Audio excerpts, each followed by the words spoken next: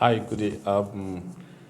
So something came to my mind, and I'm thinking like, with AI taking over a lot of jobs now, it's becoming more and more important that you learn some soft skills because with AI taking over a lot of jobs, soft skills are becoming extremely important, extremely important.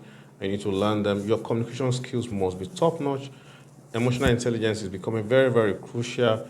Your adaptability, it's extremely important. Your networking skills has become very critical. So as you develop your skill, how to code, your analytic skills, how to be a good data analyst or scientist, whatever skill you're developing. Now, those soft skills are the things that will determine who the best are now, are the things that will distinguish who the best are at this time. It's not going to be so much of top skill because almost any kind of coding you want to do, almost any kind of skills you want to do, you have AI competing with you, but there is still something you can that can help you make a difference, and that is your soft skills. So whatever you do, develop your soft skills, and make sure you are top notch at your communication skills.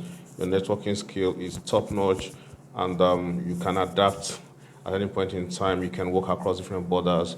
You can work across different nationals, and those things have become extremely important at this time because those are the factors that will distinguish and will make people stand out in the workplace going forward. Because actually, the workplace has been already defined.